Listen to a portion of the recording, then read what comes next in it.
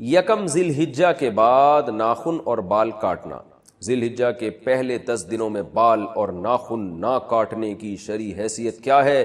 کیا یہ صرف قربانی کرنے والوں کے لیے ہے یا سب مسلمانوں کے لیے ہے؟ نیز اگر کسی کی حجامت زیادہ بگڑی ہوئی ہو تو کیا وہ ان دنوں میں بال بنوا سکتا ہے؟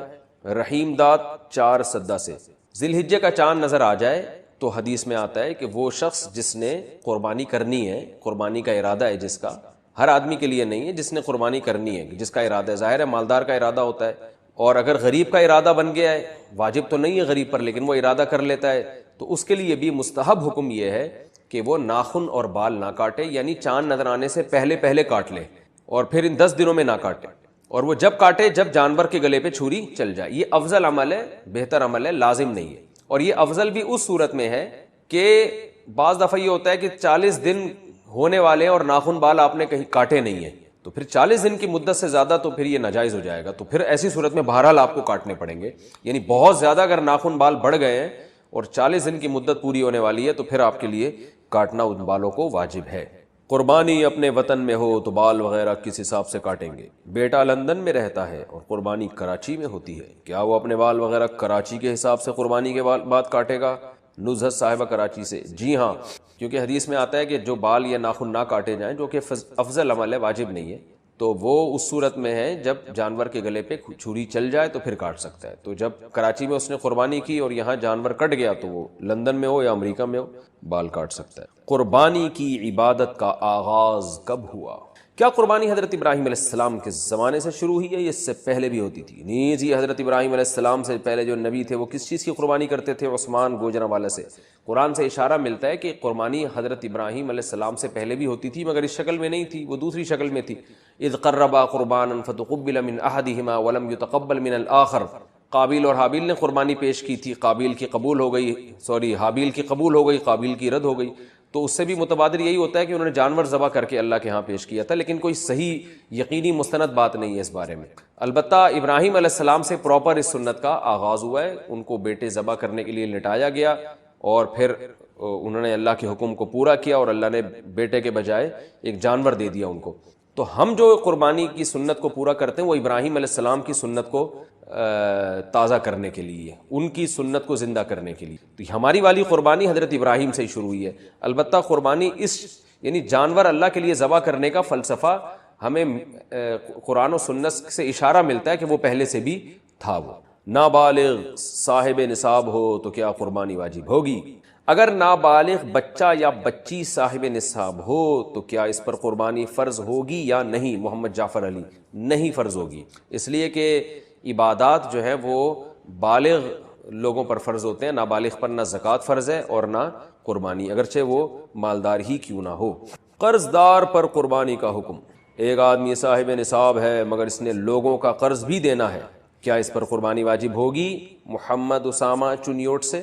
دیکھیں، اگر وہ صاحب نصاب ہے، جو میں اس سیشن کے شروع میں پورا ایک قربانی کا نصاب بتا چکا ہوں، اس پہ ایک کلپ بھی ہے آپ دیکھ سکتے ہیں، تو اگر صاحب نصاب ہے تو اس میں قرض مائنس کر کے دیکھا جائے گا کہ صاحب نصاب ہے یا نہیں۔ مثال کے طور پر ایک آدمی کے پاس 1 لاکھ کیش روپے پڑے ہوئے ہیں تو وہ تو صاحب نصاب ہے، کیونکہ 52.5 تولہ چاندی 65-70 ہزار تک کی آ رہی ہے آج کل، تو 1 لاکھ جس کے پاس ہے وہ صاحب نصاب ہے، لیکن 50,000 اس پہ قرضہ بھی ہے، تو 1 لاکھ میں سے 50,000 مائنس کریں گے تو بچے گا 50,000، تو 50,000 پہ قربانی واجب نہیں ہے۔ تو قرضہ مائنس کر کے بھی اگر وہ صاحب نصاب ہے تو اس پر قربانی واجب ہے، قرضہ مائنس کر کے صاحب نصاب نہیں ہو رہا تو اس پر قربانی واجب نہیں ہے۔ مہنگے موبائل پر کیا قربانی واجب ہے؟ موبائل فون کی قیمت 70,000 روپے ہے، کیا اس کے مالک پر قربانی واجب ہے؟ نعمان رنگون سے برما منمار۔ موبائل چاہے 1 کروڑ روپے کا ہو، اگر وہ استعمال میں ہے تو وہ ضرورت سے زائد میں اس کا شمار نہیں ہوگا۔ ضرورت سے زائد کی ایک سادہ ڈیفینیشن یہ ہے کہ جو چیزیں استعمال میں نہیں ہے، تو اگر وہ استعمال میں ہے تو پھر اس پر قربانی واجب نہیں ہے، اور اگر میں ڈبہ پیک رکھا ہوا ہے، استعمال میں ہے ہی نہیں اور پورا سال اسی طرح گزر جاتا ہے، استعمال میں ہی نہیں آتا، تو پھر اس پہ قربانی واجب ہے۔ یا آپ نے موبائل بیچنے کی نیت سے خریدا ہے، پھر تو سستا سا بھی موبائل ہوگا تو وہ سامان تجارت میں داخل ہے، تو وہ نصاب میں شامل کیا جائے گا اس کو۔ قربانی کے بجائے غریبوں کی مدد کرنا کیسا ہے؟ کچھ لبرل لوگ کہتے ہیں کہ قربانی کے بجائے غریبوں کو پیسہ دیا جائے تو یہ قربانی کرنے سے زیادہ بہتر ہے، کیا ایسا کرنا جائز ہے؟ اور کیا ایسا کہنے والے کے ایمان میں کچھ کمی واقع تو نہیں ہوگی؟ محمد یوسف ملتان سے۔ ایسا کرنے والے کے ایمان میں کمی واقع ہوگی اگر اس کو پتہ ہے کہ قربانی اسلام کا حکم ہے، پھر اس کے ایمان میں یقیناً کمی ہوگی، لیکن وہ جہالت ہے، اس کو پتہ ہی نہیں ہے، تو پھر ظاہر ہے جہالت، اس کی جہالت دور کی جائے گی۔ باقی یہ کہ قربانی اللہ کا حکم ہے۔ بقرعید کے دن میں نبی صلی اللہ علیہ وسلم نے فرمایا اللہ کو جانور کا خون بہانے سے زیادہ کوئی عمل محبوب نہیں ہے بقرعید کے دنوں میں۔ تو ابراہیم علیہ السلام کی سنت ہے یہ، اس کو زندہ کرنا پڑے گا۔ غریبوں کی مدد کرنے سے قربانی کا حکم پورا نہیں ہوتا، لیکن یہ 10، 11، 12 3 دن ہے قربانی۔ تیسرا دن گزرنے کے بعد پھر جانور ذبح کرنا کوئی عبادت نہیں ہے، سنت نہیں ہے۔ پھر بہتر یہ اگر کسی نے قربانی نہیں کی، جانور ذبح نہیں کیا، اب وہ قضا کرنا چاہتا ہے 3 دن گزرنے کے بعد، تو پھر قضا میں بہتر ہے کہ وہ صدقہ کر دے، جانور کی قیمت کسی غریب کو دے دے، وہ زیادہ ثواب ہے۔ لیکن ان 3 دنوں میں جانور ذبح کرنے ہی سے قربانی کی سنت پوری ہوگی۔ جیسے حج فرض ہے، حج کے پیسے غریبوں کو دینے سے فرض حج ادا نہیں ہوگا، اسی طرح نماز فرض ہے، غریبوں کی مدد کرنے سے نماز ساقط نہیں ہوگی، اور شریعت کے جتنے بھی احکام ہیں وہ آپ کو پورے کرنے پڑیں گے۔ تو بالکل اسی طریقے سے قربانی بھی جانور کے ذبح کرنے کا نام ہے، وہ جب تک نہیں کریں گے تو یہ فریضہ اس سے سبکدوشی نہیں ہوگی۔ کیا قربانی کی رقم دینے سے قربانی ہو جائے گی؟ اگر کوئی بہت غریب آدمی ہے تو کیا اپنی قربانی کی رقم اس کو دینے سے واجب قربانی ذمے سے ادا ہو جائے گی، یا قربانی ہی کرنا ضروری ہے؟ محمد تسلیم اختر انڈیا سے۔ جی نہیں، غریب کی مدد کرنے سے قربانی کا فریضہ ادا نہیں ہوگا۔ غریب کی مدد کرنا ایک مستقل الگ عبادت ہے، وہ بھی کرنی چاہیے، اور بقرعید کے 3 دنوں میں جانور ہی کاٹنے سے قربانی کا فریضہ ادا ہوگا، غریب کی مدد کرنے سے ادا نہیں ہوگا۔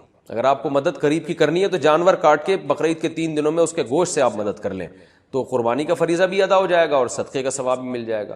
لیکن بقرعید کے 3 دن گزرنے کے بعد پھر پیسے دینا افضل ہے، پھر جانور کاٹنا کوئی عبادت نہیں ہے۔